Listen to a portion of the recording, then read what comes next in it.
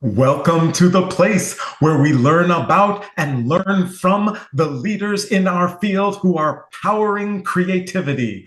I'm Aaron Dworkin, and this is Arts Engines.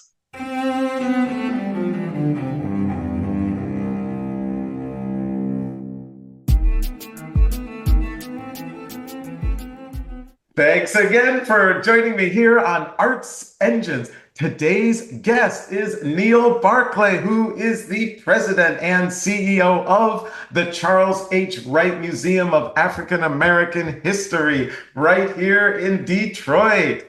Neil, welcome to the show. Aaron, thank you so much. You're always so enthusiastic. I absolutely love it. Well, if anything, I am extra enthusiastic because obviously I love being able to talk with you and hear your thoughts on leadership and on our field, on our industry, on, of course, the right. I've had the honor of being able to call you a mentor, a friend, a colleague. And so I just have benefited personally in my own leadership from being able to know you for so many years. So thank you for being on the show. I appreciate that. Thanks so much. So we're so excited to talk about the right, but I thought it might be good just first off, if you could just share for our audience, just anyone who may not know, kind of what's the breadth and scope of the programming at the right. Sure.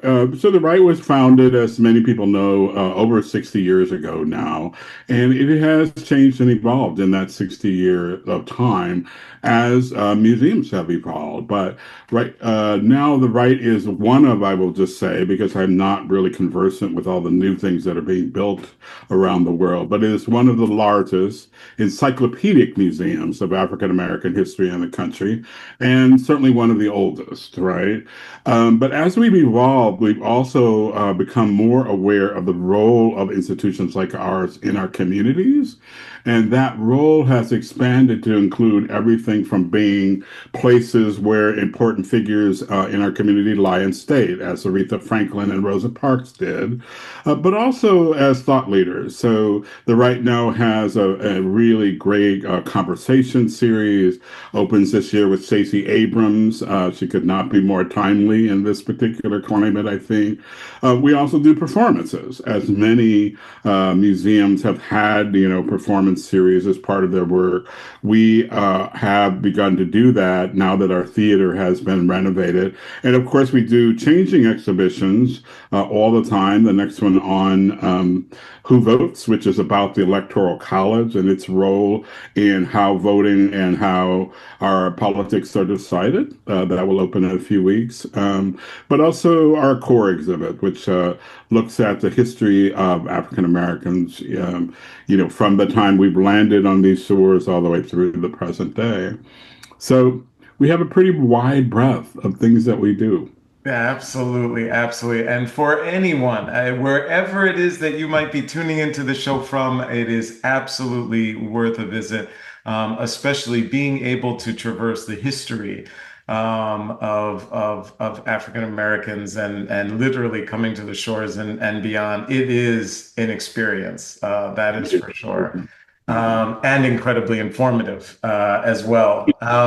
So I love always talking with you because, in addition to, if you will, just kind of right leading the museum and all these wonderful initiatives, you are always thinking even further about our field and its impact and all of that. And one of those surrounds this idea of kind of C-suite initiative and kind of how we're looking at that and really as a field. And I thought it would be great if you could kind of just share kind of the impetus, the kind of reasoning behind that and where it's currently at.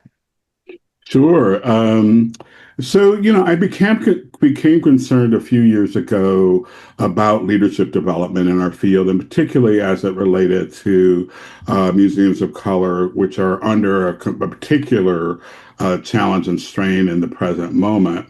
And I noticed that most of the training programs were focusing on emerging leaders, and that's a really important part of our work, getting more people interested in this work in this field, knowing it exists, knowing that it's a possibility for their own careers and lives.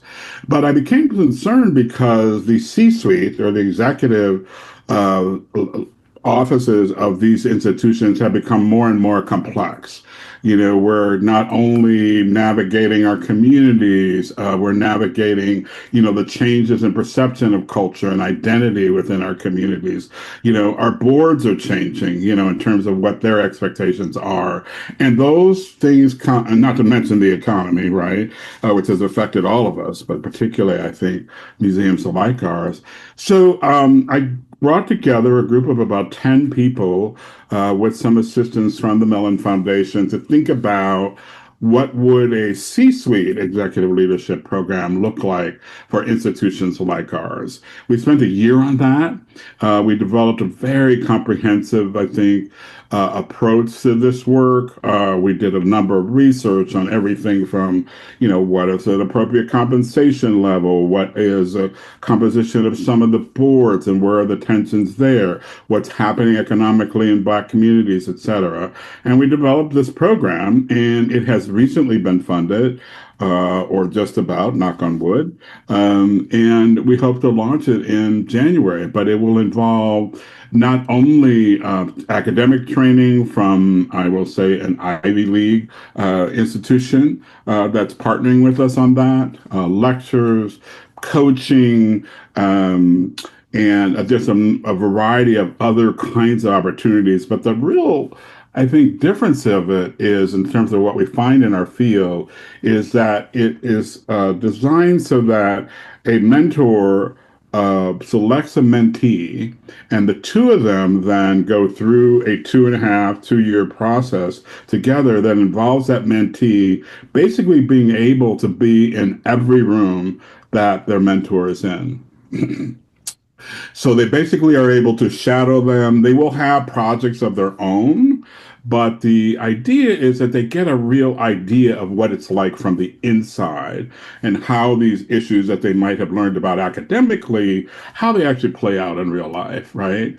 And I hope that it's going to be really catalytic to the field so that people don't get these positions and whatever their perception is about being a CEO or a director, they're not surprised by what they find when they get in those jobs, right? Which, they're very challenging right now, right? And there's a lot that goes into them. So hopefully the academic program will help them develop more skills, the conversations that they'll have with thought leaders throughout the field, I think will help. It'll also help them develop a network of people that they can contact and call, both within the cohort and mentors, but also these quote speakers that we'll have, coaches, all of that kind of good stuff, so that they're really equipped to not only take on these jobs, but really innovate within them. Awesome. Absolutely awesome. And is there a sense or a goal that you have? In other words, say it's 10 years down the road and the program has been, completely successful. What would you like to have seen? What will either be evolved or different in the field as it relates to these C-suite roles? Yeah, I think for many years, our organization, certainly we have suffered from a lack of financial resources, but also from, I think, being able to innovate and being able to think about our work critically and what is the next stage of it and how does it evolve and grow within our communities, right? And that's something that's in many institutions have been a luxury. They've just been trying to keep the doors open and so I hope down the road that what we see is more organizations that are able to not only survive, but really thrive and really serve as points of innovation within the fields, right? I think that our institutions have a lot to offer when properly resourced, some of which is not maybe currently active in our field. Many of our cultures are intergenerational. That has become a big deal, I think, in museums writ large and in the workplace, frankly. The way we look at culture as opposed to just art how it includes fashion and foodways and history and, all of the art forms, is particularly animated in our institutions. And so this is, I'm hoping, the way we think about our cultural institutions, 10 years down the road as being something that really, really just captures and catalyzes how we think about each other and what we can learn about each other from our institutions, right? So cool and so impactful. Right. This is awesome and absolutely amazing. And congratulations, as it is basically, hopefully, moving fully forward. So, and that is totally awesome. And unfortunately, we are just about out of time, but I always like to ask of all of my guests, right? This work, so critically important. And obviously, so many things are going so well in the way you're impacting so many people, not just in our community, but nationally. But there definitely has to be tough days. And so, just curious, are there any key mechanisms that you use as a cultural leader, as an administrative leader, that helps you get through the toughest of times? Yeah, I think particularly because we're based as a history museum, as a sort of a core. What we learn about history is that it's not actually what happens historically, and how we evolve or grow as a people is not linear, right?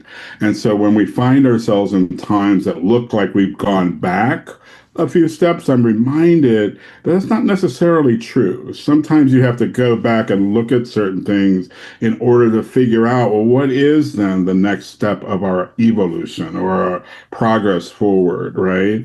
And so I think about that a lot. And I think about the fact that none of this work is something that we will necessarily see all of the results of in our lifetimes, right? That it is really a long game that we play in the arts and cultural sector, where we're really looking at fundamental changes that we're seeding in some ways. We're not necessarily going to see the plant or the tree really grow, as big as it can, but we're putting those seeds in place. And we're nurturing them and nurturing those ideas and those thoughts. And it may be, decades before people wake up and go, wow, that is really something that we should be embracing, right? Even though it's really an idea that may have been founded, many, many decades ago. So I think about that a lot, how we're playing a long game, and so in the short run, it seems you can be depressed, you can be, you can have those days where you just feel like none of it's going to work out, but it's going to work out, right? It's just a question of being patient and knowing that it doesn't necessarily happen overnight. Neil Barclay, you truly are one of the arts engines who is powering human creativity in our world. Thank you so much for everything you do, not just for the right, for our community, for so many of us in the field. And thanks for being on the show. I appreciate it. Be well.